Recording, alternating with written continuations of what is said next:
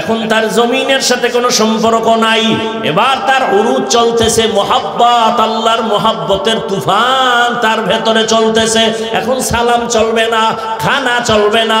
সালাম শেষ করে, নামাজ শেষ করে যখন বান্দা ফারেগ হবে, এখন সালাম দাও চলবে, এখন তুমি খানা দাও খাওয়া যাবে। মেরাজ শুরু হয়েছে মসজিদ থেকে। তোমার আমার মেরাজের মূল ফল হলো নামাজ 5 বেলার, এটাও তোমার কায়েম করবা মসজিদে গিয়া। তার মানে বউ লইয়া যাও, হ্যাঁ, এই ফেস লাগাইও না। মরানার মারো কেন, লড়ে কেন? এমনি নাচনেওয়ালা বুড়ি আরো যদি পায় ঢোলের বাড়ি। আল্লাহ ফিতনা থেকে গোটা জাতিকে হেফাজত করে। রহমতের নবীকে আল্লাহ পাক মেরাজের জন্য জিব্রাইল আমিনকে বললেন, যাও জান্নাত থেকে বোরাক নিয়ে যাও।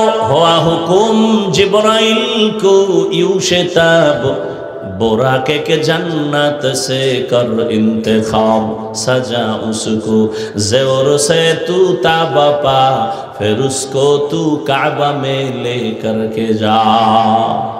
রহমতের নবীরে নিয়ে আসলেন, নেওয়ার জন্য বোরাক নিয়ে আসলেন জিবরাইল বাইতুল্লাহর কিনারায়।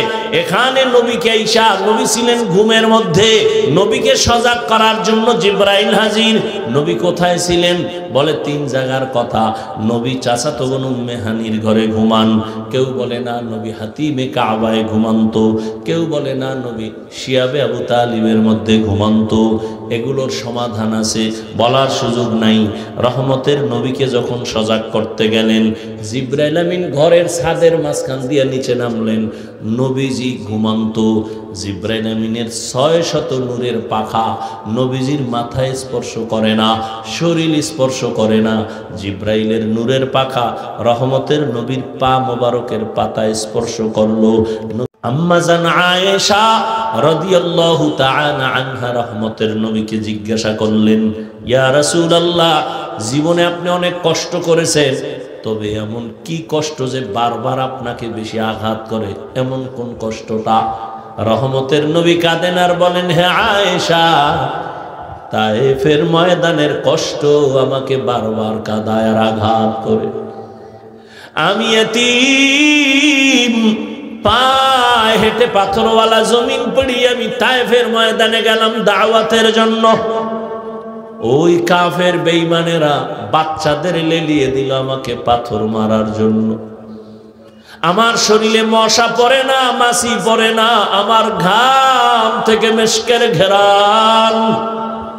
কিন্তু আয়েশা জানো না, ওই কাফের সন্তানগুলো এই পরিমাণ পাথর মারলো, বৃষ্টির মতো রক্ত পরে আমার জুতা আটকায় গেছে।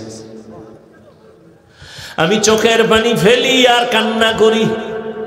শুধু পাথর মারে, আর এক দল আমার চতুর্দিকে খালি লাফায় আর হাসে, তামাশা করে আর গালি দেয়। আল্লাহ বরদাস্ত করতে পারেন নাই, জিব্রাইল আমিনকে পাঠাইছেন, নবীর অর্ডার নিয়ে তায়েফের জমিন উল্টায় দাও, আমি নিষেধ করেছি। এত কষ্ট জিব্রাইল, ওদের মারিও না, ওরা আমাকে চিনে না। আজ আমি কত বড় ইয়তীম। শুধু কি তাই, নবীর কঠিন পরীক্ষা। নবী যদি দোয়া করতেন উহুদ পাহাড় স্বর্ণ বানাও, বানাইতেন। কিন্তু রহমতের নবীর এমন কষ্ট, শিয়াবে আবু তালিবের মধ্যে 3 বছর নবীকে গৃহবন্দী করে রাখছেন, চতুর্দিকে পাহাড়। নবী বলেন, আমার 4 কন্যা সহ আমরা আটকানো, গৃহবন্দী, খানাও দেয় না, পানিও দেয় না। আমি গাছের পাতা সিরিয়া চাবাইয়া চাবাইয়া খাইয়া আমার পেটের ক্ষুধা নিবারণ করব। ওই সময় আমার সহধর্মিণী খাদিজা, আরবের বড় সম্মানের নারী, সে তার সব বাদ দিয়ে আমার মোহব্বতে 3 মাইশা উপবাস আমার সাথে কাটাইছে। আল্লাহ কয়, নবী আপনার পরীক্ষা তো কম করি নাই, এইবার আমি পুরস্কার দেওয়ার জন্য আরশে আজিমে আপনাকে ডাকতেছি। সমস্ত নবী রাসূলদের সামনে হাজির করাচ্ছি, পুরস্কার দেওয়া হবে রহমতের নবীরে। আল্লাহ তাআলা এই পুরস্কারের জন্য ডাকার ক্ষেত্রে আল্লাহ প্রথমেই বললেন সুবহান। আমি পবিত্র। আল্লাহ তো পবিত্রই তো পবিত্র, কখনো তো অপবিত্র ছিলেন না। আল্লাহ কি অপবিত্র? তাহলে পবিত্র শব্দ বলার দরকার কি? মানে চেয়ারম্যান সাহেবের প্রশংসা করতেছি, ভাই আপনাকে এলাকার চেয়ারম্যান ভালো মানুষ, চোর না, কি না? চোর না, ভালো মানুষ। আচ্ছা ভালো মানুষ কইলেই তো হয়, চোর না এটা বলার তো দরকার পড়ে না। মানে এটা প্রশংসার মাঝে একটা ইনজেকশন মেরে দিলাম, বুঝেন না কথা? আমার আল্লাহ তো সব সময়ের জন্য পবিত্র, তাহলে কথা বলবেন কেন সুবহান? শাইখুল হিন্দ মাহমুদ হাসান দেওবন্দি রহমতুল্লাহ আলাইহি বলেছেন, এখানে অপবিত্রতার ক্ষেত্রে সুবহান শব্দ না, বরং কমজোরির ক্ষেত্রে সুবহান। বলে তোমাদের যত কমজোরি আছে আমি আল্লাহ এর থেকে পবিত্র। তোমার খানার কমজোরি আছে, আমি আল্লাহর খানার কোনো দুর্বলতা নাই। রহমতের নবী না খাইলে দুর্বল, না ঘুমাইলে দুর্বল, আমি মাওলাই দুর্বলতা থেকে পবিত্র।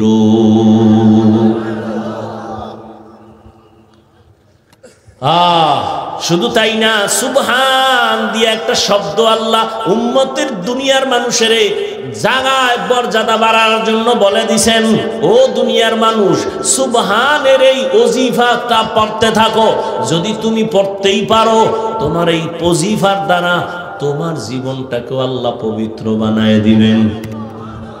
এই জন্য আমরা যখন নামাজে দাঁড়াইয়াই বলি সুবহানাকা আল্লাহুম্মা, বলি না সুবহান।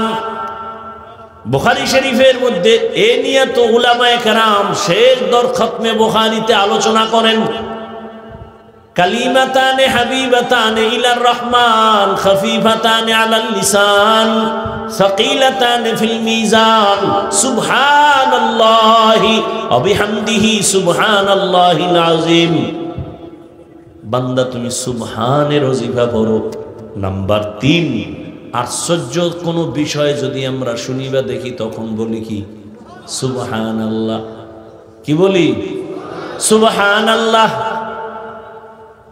কারো জ্যৈষ্ঠ মাস, কারো সর্বনাশ। হ্যাঁ, এক বালতি দুধের মধ্যে এক ফোঁটা নাপাক পড়লে সব কি নাপাক। ইশারায় বলে দিলাম, আর বিস্তারিত বলবো না। আমি খুব দ্রুত ইনশাআল্লাহ আপনাদের ধৈর্য আমি নষ্ট করব না। তো সুবহান দিয়ে আল্লাহ বুঝাইলেন রহমতের নবীর এই সফরটা কত বড় আশ্চর্য ধরনের সফর। 4 নাম্বার, ও দুনিয়ার মানুষ 1500 বছর পরে এখনো বহু বেঈমান আর নাস্তিকরা মেরাজ মানে না। বলে মোহাম্মদ অল্প টাইমে কেমনে গেলেন, আবার কেমনে আসলেন? এটা ঘুমের ঘরে হয়েছে। আল্লাহ বলেন আমি সুবহান, তোমার সব মেধার দুর্বলতা থেকে আমি আল্লাহ পবিত্র। এখানে আর এক জবাব হলো, রহমতের নবী মেরাজে যান নাই, আন নাই, আল্লাহ নিছেন। কে নিছেন? আল্লাহ নিছেন, আবার আল্লাহ পাঠায় দিছেন। এবার প্রশ্ন থাকলে আল্লাহরে করো, মুহাম্মদের উপরে কেন? মুহাম্মদ তো আমার বন্ধু। কেমন বন্ধু? ঈসা নবী আমার বন্ধু, ইব্রাহিম আমার বন্ধু, দাউদ আমার বন্ধু, সুলাইমান আমার বন্ধু, মুসা নবী আমার বন্ধু, ঈসা নবী আমার বন্ধু, মুহাম্মদ আমার বন্ধু। তবে ব্যবধানটা কোথায়? সব নবী রাসূল আমি আল্লাহ তাআলার আশিক, আর আমি আল্লাহ একা মুহাম্মদের আশিক। প্রশ্ন আমারে কর, আমার বন্ধু আসমানে যায় নাই, আমি নিছি। এখন প্রশ্ন কর আমি কেমনে নিলাম? প্রশ্ন এখানে কর, এবার শোন আমি কেমনে নিলাম। আমি যদি জান্নাত থেকে আদমের ভারতের চরণ দ্বীপে ফালায় দিতে পারি, হাওয়াকে সৌদি আরবের জেদ্দায় দিতে পারি, আমার বন্ধুরে টান দিয়ে আর সে নিতে পারি না কেন? আমি ঈসা নবীর জমিন থেকে দ্বিতীয় আসমানে যদি নিতে পারি, আমার বন্ধুকে আমি আরশে আজিমে কেন নিতে পারবো না? আমি ইদ্রিস নবীরে যদি আসমানে নিতে পারি, আমি আল্লাহর নবী মুহাম্মদের কেন পারবো না? আমি ইউনুস নবীরে মাছের পেটে ঢুকাইয়া আবার যদি আমি বের করে দিতে পারি সুস্থ, আমি আমার রহমতের নবীরে কেন আরশে আজিমে নিয়া আবার আমি মক্কায় সুস্থ অবস্থায় কেন ফিরাইতে পারবো না? কাদের কুদরত দারি বরকামাল আনতা রব্বি আনতা হাসবি জুল জালাল তুহি কাদের জলিলুল্লাহ জাহাদার বহর হালে তুহি মেরা নেগাহদার। নবীর মেরাজ দিনে না রাতের বেলা? কথা কয় না কেন? রাতের বেলা হলো লাইলা মিনাল মসজিদিল হারাম, দিনে না হইয়া রাতে কেন মেরাজ হলো? এক নাম্বার জবাব, বন্ধুর সাথে বন্ধুর আলাপনটা রাতের বেলায় ভালো জমে নাকি দিনে? নাম্বার দুই, বড় জবাব, মূল জবাব দ্বিতীয়টা, সেটা কি? বলে আল্লাহ পাক মুমিনের ঈমান মজবুত করার জন্য রাতে মেরাজ করাইছেন। যদি দিনে করতো তাহলে সবাই দেখতো। দেখা বিশ্বাস করার ঈমান মজবুত না, না দেখে বিশ্বাস করার ঈমান মজবুত। ইউমিনুনা বিল গায়ব। আবু জাহিল্লা নবীর কথা শুনে কয়, এই আমি সারা রাত মেরাজ করেছি। আবু জাহেলের মাথা গরম হয়ে গেছে, বাইরে হয়ে গেছে মসজিদ থেকে। মোহাম্মদ কি কয় শুনছনি? সামনে গিয়া দেখা হয়ে গেল আবু বকরের সাথে। শুনছ? আবু বকর কি? মোহাম্মদ পাগল হয়ে গেছে। কেন? এই রাতের মধ্যে বলে 7 আসমান ঘুইরা বাইতুল মাকদিস যেখানে 1 মাস লাগে যাইতে, এই ঘুরে টুরে বলে অল্প টাইমে আইছে। আবু বকর কয়, কে কইছে? মোহাম্মদ। আবু বকর কয় না, তাই না আমি একটু জিগায় লই। আবু বকর এ না কয়, মোহাম্মদ বলছে। বলে সত্যি? বলে হ্যাঁ সত্যি। মানো মানো না? আমি আবু বকর মেনে নিলাম।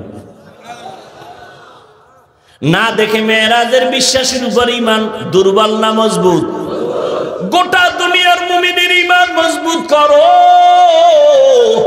না দেখে বিশ্বাসের ঈমানটা মজবুত। আমরা আসমান দেখি, আল্লাহকে না দেখে বিশ্বাস করেছি, ঈমান মজবুত। নবীকে দেখি নাই, ঈমান মজবুত। জান্নাত দেখি নাই, বিশ্বাস করি, ঈমান মজবুত। জাহান্নাম দেখি নাই, বিশ্বাস করি, ঈমান মজবুত। কিয়ামত দেখি নাই, পুলসিরাত দেখি নাই, বিশ্বাস করি, ঈমান মজবুত। এই জন্য আমগো ঈমান পাকা মজবুত, আমরা মুমিন।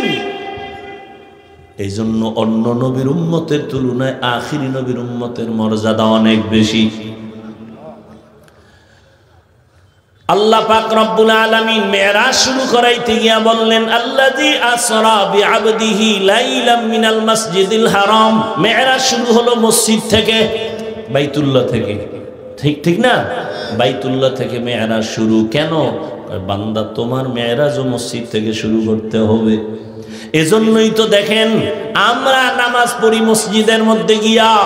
নামাজের দ্বারা, নামাজ আমাদের মেরাজ। আল্লাহর সাথে গোপন কথা চলে। বান্দা যখন নামাজে দাঁড়ায় বলে আলহামদু, আল্লাহ জিগায় লিমানিল হামদ, বান্দা বলে লিল্লাহ। আল্লাহ প্রশ্ন করে মানিল্লাহ, বান্দা জবাব দেয় রব্বুল আলামিন। ঠিক নেই? এ কারণে নামাজ যেমন ইবাদত, বাইতুল্লাহ তাওয়াফ করে এটাও ইবাদত, যাকাত দেনেওয়ালা যাকাত দেয় সেটাও ইবাদত, হজ করেনেওয়ালা হজ করে সেটাও ইবাদত।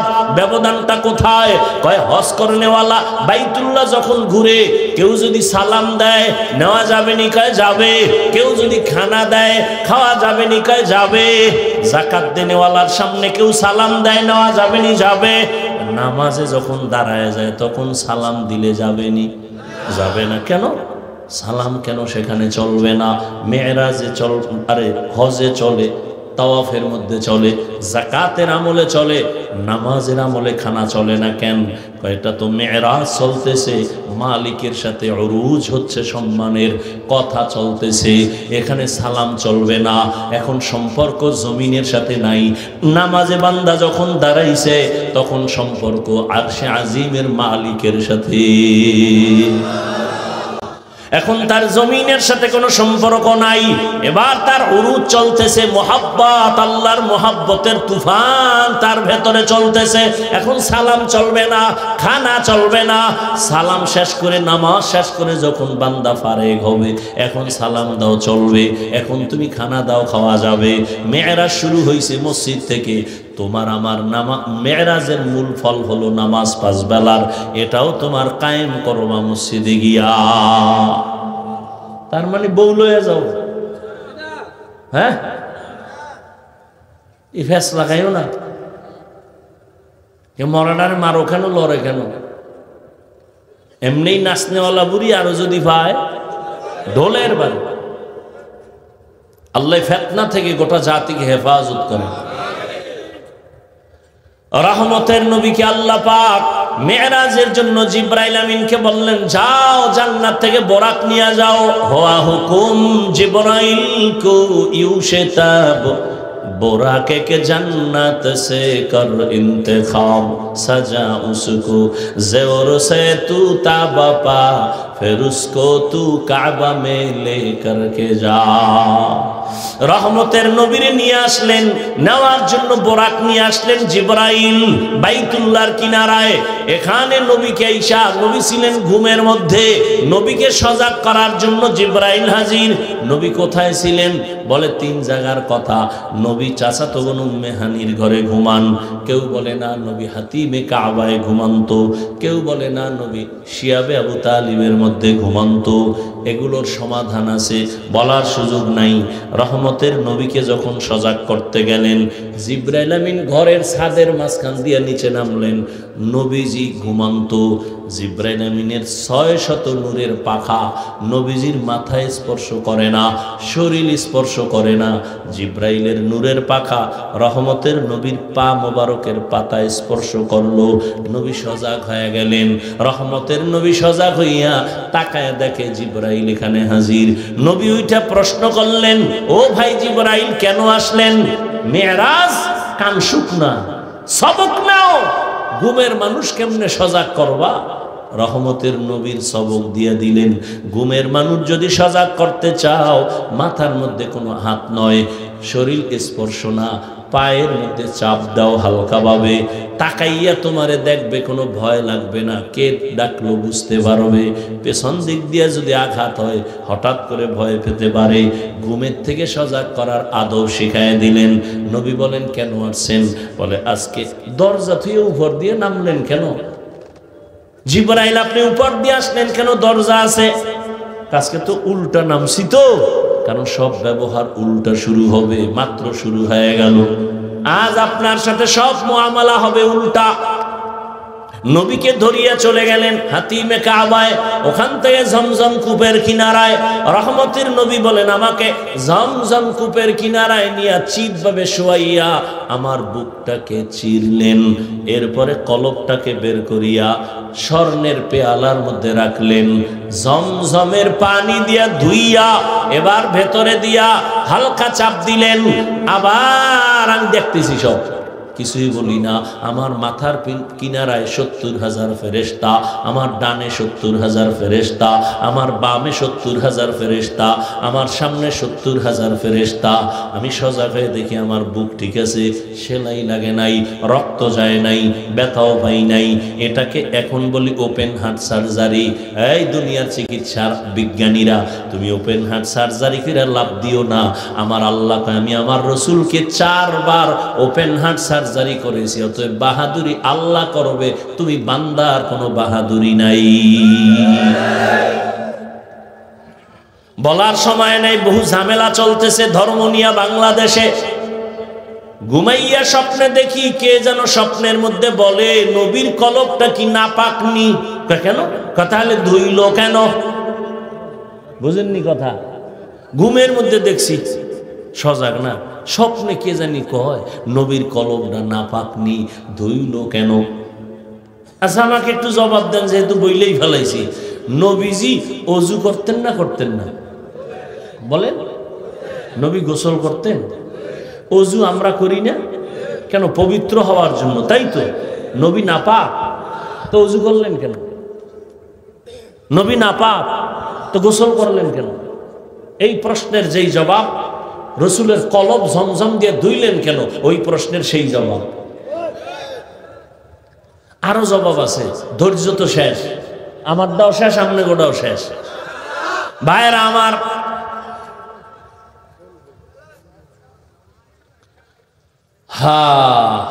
সৌদি আরবে হজে যাইবে হাজী সাহেব, সরকার এখন নতুন ভাবে চাপ দিছে, টিকা না দিলে ভিডা, ওরে ঢুকতে দিবি না ইমিগ্রেশনের ভেতরে। টিকা কেন, ইনজেকশন কেন? কয় বাংলাদেশের আবহাওয়া সৌদির আবহাওয়া এক না, এখান থেকে পাওয়ার লইয়া বের হও, সৌদি গিয়া যেন ওই আবহাওয়া তোমার সাথে অ্যাডজাস্ট হয়ে যায়। রহমতের নবীকে আল্লাহ জমজমের পানি দিয়া সবকিছু গোসল করায়া সুন্দরভাবে এবার পাওয়ার দিয়া দিলেন, এবং জগতে রহমতের নবী যাবেন, ওখানের আবহাওয়াও যেন নবীর কোনো ক্ষতি করতে না পারে, ওখানের আবহাওয়া যেন কোনো ক্ষতি না হয়। ও নবীর উম্মত, খবরদার রহমতের নবীর উপরে ভক্তির সাথে কথা বলবা। আল্লাহ সবাইকে তৌফিক দান করেন। নবী বললেন, বোরাকে উঠলাম, বাইতুল্লাহ থেকে 1 মাস লাগে বাইতুল মাকদিসে যাইতে, এক কদম এক পলকে আমি বাইতুল মাকদিসে গিয়া হাজির হয়ে গেলাম, এক কদম। সুবহানাল্লাহ না? যেই তাহলে বিড়ি টানো, সুবহানাল্লাহ কেমন? আল্লাহ হেদায়াত দান করুন। এক টানে কিন্তু এর মধ্যে কত কাহিনী ঘটে গেছে। নবী বলেন, আমি এই সফরে বাইতুল্লাহ থেকে বাইতুল মাকদিস 1 মাস আমার যাইতে লাগছে এক পলক। এর মধ্যে মদিনায় নামছি, নামাজ পড়ছি, মুসা নবীর এলাকায় দেখছি, আল্লাহ আমাকে দিয়া দেখায় দিছেন, মুসা নবীর কবরের পার্শ্ব দিয়া যাই, তাকায়া দেখি মুসা নবী নামাজ আদায় করতেছে। কি করে? কবরের উপরে না নিচে? এখানে আরো ভেজাল লাগিয়ে গেছে, প্রত্যেকটা পয়েন্টে পয়েন্টে সবক। একদল কয় নবী মরেই নাই। কাল রাইতে একজনে দেখাইতেছে, আমি এই বয়ান এক জায়গায় করছি, ভিন্ন লাইনের একজনে ওরে ধমক আমারে বেয়াদব এরকম কইতেছে, ইচ্ছা নয় বয়ানে। নবী জানাজা হইছে, কোথায় দলিল? বিভিন্ন কথা আমি বলছি, রসুলের জানাজা হয় নাই, কথা বলেন না কেন?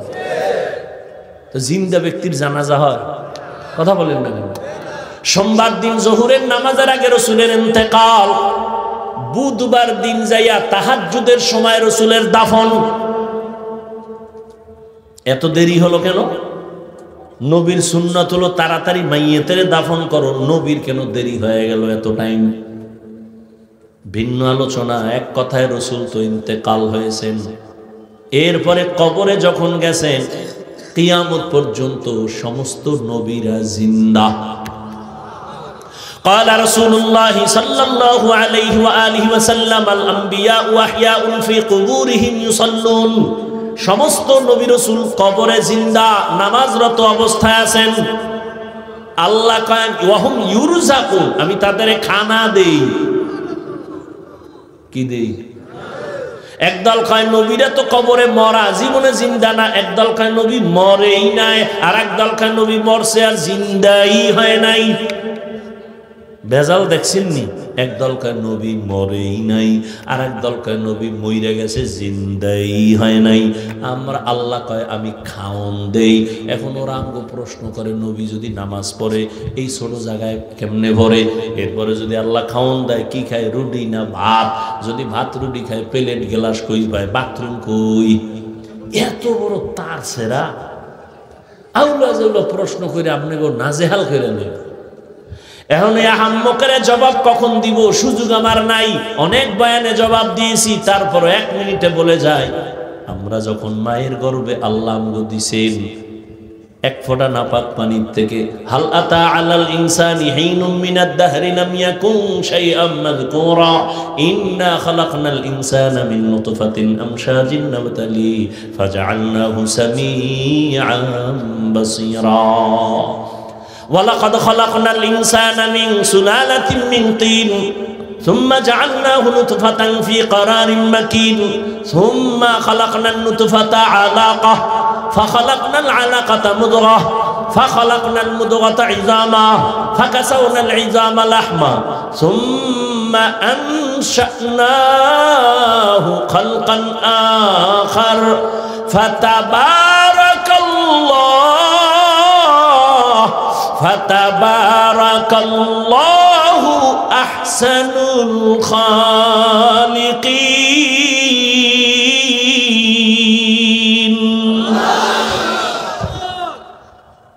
ব্যাখ্যা দেওয়ার সুযোগ নাই। মায়ের গর্ভে যখন বাচ্চা আসে, যেদিন 40 দিন নাপাক পানিটা রক্তের পিণ্ড, আবার 40 দিন পরে এই পিণ্ডটা গোশত, আবার 40 দিনের মেহনত চলে, মেহনতের পরে আবার হাড্ডি, এর উপরে গোশত, এভাবে 40-40-এর মেহনত চলে। 40-এর সিল্লা কয়, কি কয়? মায়ের গর্ভে বাচ্চার চিল্লা দিলে দেহের উন্নতি হয়, আর দুনিয়াতে বান্দা আল্লাহর পথে চিল্লা দিলে রুহের উন্নতি হয়। চোখে কালা রঙের আয়না লাগায় কয় কি ও কেয়ামত হইল নি? কেন কয় বাতি কালো কেন? একজনে কয় তোর চোখে গজব লাগছে রে, কেয়ামত বহুত দূর, তোর চোখে গজব লাগছে, চিকিৎসা কর। এই শাহরাস্তির মুসলমান, বাপের বেটা হয়ে থাকলে আমার 3টা প্রশ্নের জবাব দাও, বাঘের বাচ্চার মতো দিবা, তাল মিলাবা না, সত্য কথাটা স্বীকার করবা, মানো আর না মানো। আমাকে বলো, তাবলিগের দ্বারা এই দেশে মুসলমানের ইসলামের কি ক্ষতি হয়েছে বলো? আর উপকার পরে কর, এটা আমি বুঝি না। ক্ষতি হয়েছে কি সেইটা কর, হয় নাই? নাম্বার 2, চরমনাই উজানি এরকম যারা আহলে হক পীর আছে নাই, বলো এদের দ্বারা বাংলাদেশে ইসলামের কি ক্ষতি হয়েছে? হয় নাই? নাম্বার 3, কওমির দ্বারা কিছু হয়েছে? হ্যাঁ, কওমি মাদ্রাসা দেওবন্দির দ্বারা ইসলামের কি ক্ষতি হয়েছে বলো? হয় নাই? সবাই একমত? তাহলে দরজা আটকায় বাসায় গিয়ে কানে ধরে 3 বার উঠবা আর বসবা। জীবনে আর কোনোদিন তাবলিগের বিরুদ্ধে কথা বলবা না, চরমনার বিরুদ্ধে কথা বলবা না, উজানির বিরুদ্ধে কথা বলবা না, কওমির বিরুদ্ধে কথা বলবা না। আর যদি মনে করো হ্যাঁ হইছে, খালি আমারে সাইজ কর, বুঝায় লাইনে নে, মাঠ গরম বানায় এলাম একদিনে, খালি বুঝা আমার যে তাবলিগে ঝামেলা আছে বুঝাই দে, তবে গাঞ্জা খাইয়ে বুঝাইস না, খবরদার। বিরোধিতা কেন? চরমনের বিরোধিতা কেন? উজানির বিরোধিতা কেন? কওমির বিরোধিতা কেন? তাবলিগের বিরোধিতা কেন? কি বুঝাতে চাও? তোমার দাড়ি নেই, টুপি নেই, নামাজ নাই, বিড়ি টানো, গাঞ্জা খাও, একটা লোক তোমার কথায় বুঝায় বুঝায় পারছো দাড়িওয়ালা বানাইতে, নামাজি বানাইতে, দিনদার বানাইতে, তো বিরোধিতা করো কেন? কি সমস্যা কি? ওরা খারাপ না, মূলত তোমার অন্তর খারাপ, তোমার দিমাগ খারাপ, তোমার কলব খারাপ। আল্লাহ হেদায়েত দান করুন। মায়ের গর্ভে আল্লাহ যখন বাচ্চা দেয়, রুহু আসেনি? রুহু বলো, রুহু আসলে বাচ্চা জিন্দা না মরা? জিন্দা। সহজ কথা ভাই, আমি পেঁচ গোজের রস কম করি, সহজ কথা। তো জিন্দা হইলে বাচ্চার ক্ষুধা লাগেনি? আল্লাহ খানা দেয়নি? রুটি না ভাত? ও সময় কেমনে খায়? বাচ্চার তো বাথরুম হয়, খাইলে পেট ভরে তো বাথরুম লাগে। মায়ের গর্ভে কেমনে খায়, কেমনে খায়, কেমনে বাথরুম করে? এই প্রশ্নের জবাব যেদিন দিবি, নবীরা কেমনে কবরে খায় সেদিন সেই জবাব দিব। নিমক হারাম ইসলামটাকে শেষ করে দেওয়ার ষড়যন্ত্র। আল্লাহ হেদায়েত দান করুন। ভাইরা আমার, আরেকটু সামনে যাই, অল্প টাইম। আল্লাহ তাআলা রব্বুল আলামিন রহমতের নবীকে নিয়ে গেলেন, নেওয়ার ক্ষেত্রে আল্লাহ পাক এখানে একটা শব্দ বলছেন, সুবহানাল্লাযী আসরা বিআবদিহি। কোরআন শরীফ এমন একটা দামি কিতাব, যেই কিতাবের মধ্যে আল্লাহ পাক এত দামি যে দেখলে সওয়াব, ধরলে সওয়াব, পড়লে সওয়াব। সেই কোরআনে আমার আল্লাহ নবীদের নাম নিয়ে ডাকছেন, ইয়া নূহ, ইয়া মূসা, ইয়া ইব্রাহিম, ইয়া ঈসা ইবনে মারইয়াম। নাম ধরছেন না? কিন্তু আমার নবীর নাম ধরে আল্লাহ কোরআনে একবারও ডাকেন নাই। নবীকে আল্লাহ একবারও নাম ধরে ডাকেন নাই, তবে দামি দামি অলংকার যুক্ত শব্দ দিয়া নবীরে সম্বোধন করছেন। ইয়া আইয়ুহাল মুজাম্মিল কুমিল লাইলা ইল্লা কালিলা, ইয়া আইয়ুহাল মুদ্দাসসির কুম ফাআনযির ওয়া রাব্বাকা ফাকাব্বির, ইয়াসিন তাহা হামিম। নবীরে আল্লাহ উপাধি দিয়েছেন দামি দামি নবী, রহমাতুল লিল আলামিন, ইমামুল মুরসালিন, খাতামুন নবিয়্যিন, নবী খুলুকে আজিমওয়ালা, নবী কাউসারওয়ালা। আমার নবীর এত সুন্দর সুন্দর উপাধি, নবী সিরাজাম মুনিরা, নবী বাশীরা ওয়া নাযীরা। আল্লাহ নবীর নাম ধরেন নাই, কিন্তু এমন এমন শব্দ বলছেন যা ব্যাখ্যা ছাড়া বুঝে আসে না, অনেক দামি শব্দ। কিন্তু দুঃখ, অনেক বড় দুঃখের কথা, মেরাজের ক্ষেত্রে আমার আল্লাহ নবীকে রসুল বলে ডাকলেন না, নবী সম্বোধন করলেন না, রহমাতুল্লিল বললেন না, নবী কাউসারওয়ালা বলে ডাকলেন না। নবী এমন একটা শব্দ বলছেন নরমাল, কি বলছেন? কয় বান্দা। কি বলছেন? এটা কত নরমাল। হিন্দুরাও আল্লাহর বান্দা, ইহুদিরাও আল্লাহর বান্দা, খ্রিস্টানেরাও আল্লাহর বান্দা, আমরাও আল্লাহর বান্দা, বিড়ি টান্নেওয়ালারাও আল্লাহর বান্দা, আমার নবীরও আল্লাহ কয় বান্দা।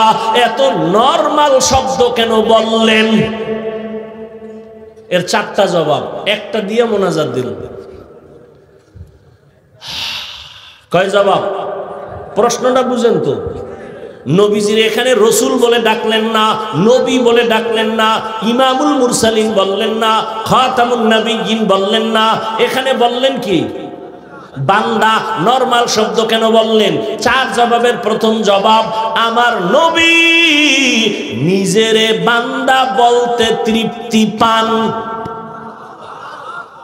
নবী বান্দা বললে খুশি। আম্মা জান আয়েশা জিগায়, আপনি এত ইবাদত করেন কেন?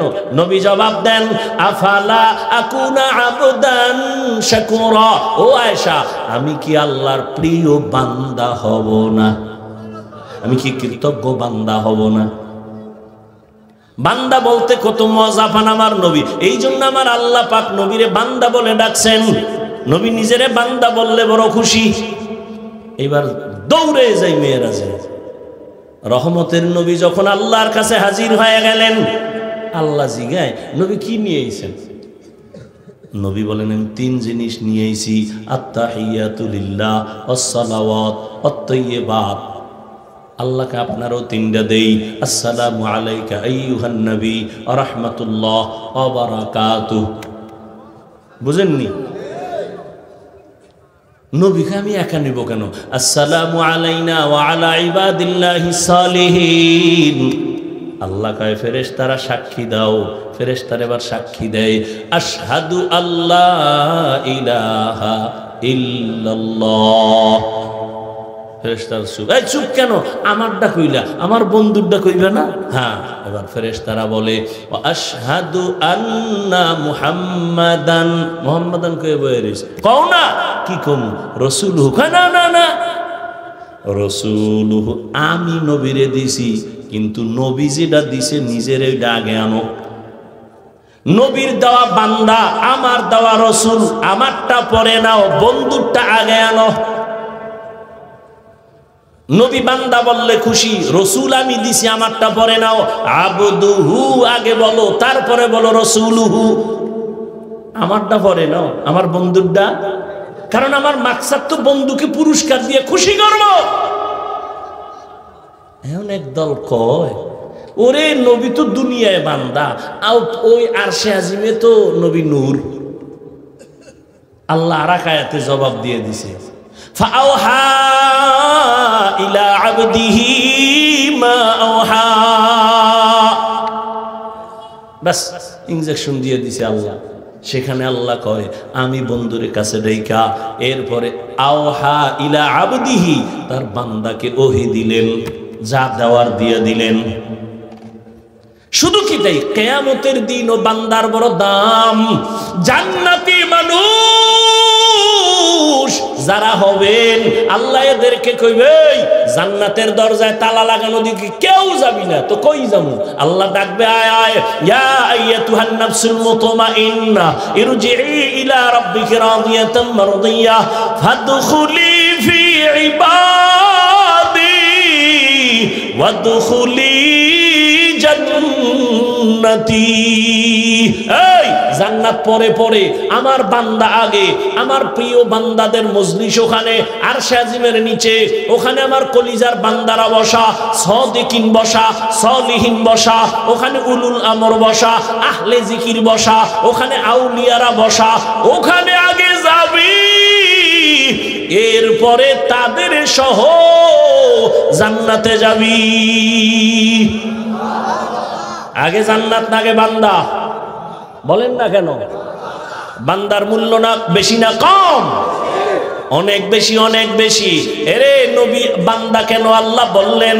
2 নাম্বার কারণ, আল্লাহর সাথে বান্দার সম্পর্ক হওয়ার মূল মাধ্যম হলো ইবাদত। ইবাদত যে করে সে বান্দা, যার ইবাদত করে তিনি হলেন মাবুদ, আল্লাহ হলেন মাবুদ। মাঝখানে সম্পর্ক ইবাদত, আমরা যারা করি তা আমরা হলাম বান্দা।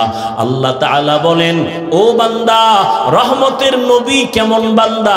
সারা দুনিয়ার মধ্যে যত ইবাদত করনে ওয়ালা আছে, এর মধ্যে শ্রেষ্ঠ ইবাদত করনে ওয়ালা হলেন আমার নবী।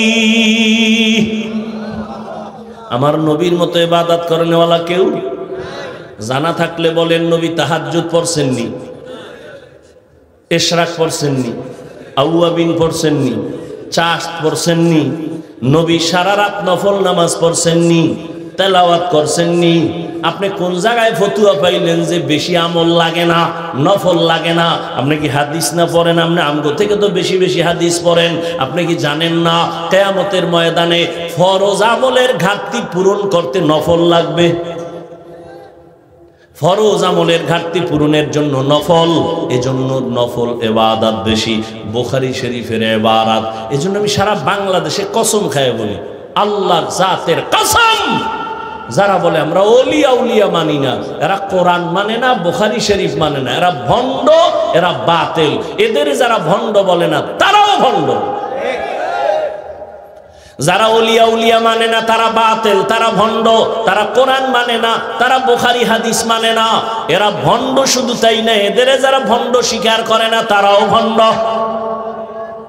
এই জন্য রহমতের নবী ইবাদতের দিক থেকে অনেক উপরে। রহমতের নবী এত পরিমাণ ইবাদত করেন। নবীজির ব্যাপারে আম্মা জান আয়েশা রাদিয়াল্লাহু আনহা বলেন, নবী এত পরিমাণ ইবাদত করতে করতে পা ফুলিয়া যাইত। আল্লাহর নবী এত কষ্ট করতেন ইবাদতের ক্ষেত্রে। ও আমার কলিজার বাবারা, ও বৃদ্ধ বাবাজি, পর্দার আড়ালের মা বোনেরা, কয়দিন আর দুনিয়ায় থাকবেন? ও যুবকেরা, জীবনে তো কম নামাজ সারলা না, বেপরদায় কম চললা না, দাড়ি তো কম কাটলা না। আর কতদিন? স্কুলে পড়ো, কলেজে পড়ো, চাকরি করো, ব্যবসা করো, মা বাবার দোয়া, শিক্ষকের দোয়া, উলামায়ে কেরামের দোয়া নিয়া ভালো একজন সন্তান হিসাবে উঠো। ইঞ্জিনিয়ার হও, আদর্শ ইঞ্জিনিয়ার। প্রফেসর হও, আদর্শ প্রফেসর। একজন আদর্শ ডাক্তার হও। তোমার আচরণে মা বাবা যেন কষ্ট না পায়, শিক্ষক কষ্ট না পায়, উলামায়ে কেরাম কষ্ট না পায়। এরে পর্দার আড়ালের আম্মা জান, আপনাদের সন্তানগুলোকে লাইনে রাখার জন্য আপনাদের অবদান বেশি। এ দুনিয়াতে যত সন্তান ভালো হয়েছে মায়ের কারণে। এরে আম্মা জানেরা, এ কারণে তো আপনাদের সম্মান অনেক বেশি। আপনারা নবীদের মায়ের মতো দামি, সাহাবায়ে কেরামদের মায়ের মতো দামি মা। আপনারা তো আলেম হাফেজ কোরআনের মায়ের মতো দামি মা। এরে আম্মা জান, আপনারা খাদিজা রাদিয়াল্লাহু আনহার মতোই নারী, ফাতেমা রাদিয়াল্লাহু আনহার মতো নারী, আয়েশা রাদিয়াল্লাহু আনহার মতো নারী। আল্লাহ সন্তান দিয়েছেন, ডাক্তার বানাবেন, ইঞ্জিনিয়ার বানাবেন, বেয়াদব বানাবেন না। আপনার সন্তানের ব্যবহারে কোনোদিন মা বাপ যেন কষ্ট না পায়, উলামায়ে কেরাম কষ্ট না পায়, শিক্ষক কষ্ট না পায়। আদর্শ সন্তান রেখে যাবেন। ডাক্তার হলেও আপনার জন্য দোয়া করতে ভুলবে না।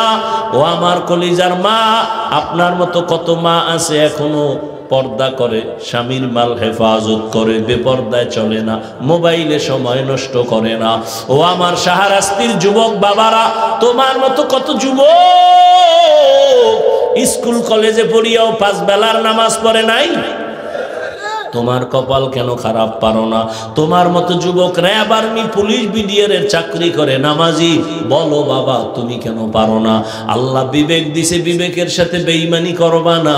তোমার মতো যুবক ডাক্তার, প্রফেসর, ইঞ্জিনিয়ার, 5 বেলার নামাজি, ওসি, ডিসিএসপি, উকিল, ব্যারিস্টার, 5 বেলার নামাজি। তোমার মতো যুবক রাস্তায় গাড়ি চালায়, নামাজ পড়ে, বলো বাবা তুমি পারো না কেন? অবশ্যই তোমার কপাল অভিশপ্ত কপাল, তোমার কপালে কারো বরদোয়া লাগছে, না হয় তুমি এত খারাপ তো হতে পারতা না। তোমার মতো যুবক নদীর মধ্যে মাছ ধরে, নামাজ পড়ে, বলো তুমি কেন পারবা না? কৃষি কাজ করে, নামাজ পড়ে, বলো তুমি কেন পারবা না? আমি তো একটু আগেও বলছিলাম আমি হুজুর বানাইতে আসি নাই, আমি বরং তোমার পক্ষে সাক্ষী দিয়ে গেলাম, দোয়া করে গেলাম। স্কুলে পড়ো, ডাক্তার হও, বেয়াদব হইও না, ইঞ্জিনিয়ার হও, বেয়াদব হইও না। তোমার আচরণে কোনোদিন মা বাবার মনে কষ্ট যেন না যায়, তো মরার আগে ধ্বংস হয়ে যাবি। তোমার আচরণে শিক্ষক যদি কষ্ট পায়, লেখাপড়ার থেকে হারিয়ে যাবা। যদি তোমার ব্যবহারে আলেম কষ্ট পায়, চরিত্র তোমার ধ্বংসের পথে চলে যাবে। অতএব তুমি ডাক্তার হও আদবওয়ালা, তুমি একজন ইঞ্জিনিয়ার হও আদবওয়ালা, মা বাবার দোয়া নিয়া, শিক্ষকের দোয়া নিয়া, ওলামায়ে কেরামের পরামর্শ নিয়া, নবীর তরিকা মেনে চলো। তুমি যে লাইনেই থাকো, অনুরোধ তুমি নবীর মোহব্বতে 5 বেলার নামাজ পড়ো, মা বাবার নেক নজর নাও, শিক্ষকের দোয়া নাও, দেখবা ডাক্তার হলো তোমার জীবন সফল। এখনো সময় আছে, তওবা করো। আরে আল্লাহর কাছে মনেরে বুঝাইয়া আল্লাহকে বলো, হে আল্লাহ জীবনে কত গুনাহ করলাম, মনে চাইছে নামাজ পড়বো না, পড়ি নাই, দাড়ি কাটবো, কেটে ফেলেছি, বেপরদায় চলবো, আড্ডা দিব, পার্কে যাব, তাই করেছি। ও আল্লাহর কতদিন, কোন দিন মরণ হবে জানা নাই।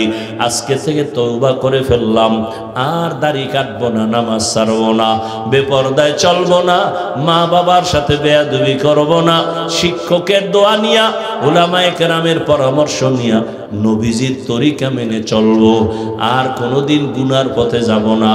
মনের শুধু এতটুকু বুঝাইও, তোমার মতো যুবক জেনারেল লাইনে থাকিয়া যদি তারা নামাজ পড়তে পারে, তুমি কেন পারবা না? এখনো সময় আছে, তওবা করো। অন্তর যদি তৈরি হয়, মুনাফিকি যদি না থাকে, খাঁটি তওবার নিয়ত যাদের আছে, আল্লাহ যার কপাল ভালো রাখবেন ওমরের মতো, দুটো হাত আমার আল্লাহকে দেখায়া দাও। আয় আল্লাহ নবীর আদর্শওয়ালা উম্মত হিসেবে সবাইকে কবুল করেন। আয় আল্লাহ 5 ওয়াক্ত নামাজি বানায়া দেন। মা বাবার দোয়া, শিক্ষকের দোয়া, উলামায়ে কেরামের পরামর্শ নিয়ে নবীর তরিকায় চলার তৌফিক দান করেন। আমিন। আলহামদুলিল্লাহি রাব্বিল আলামিন।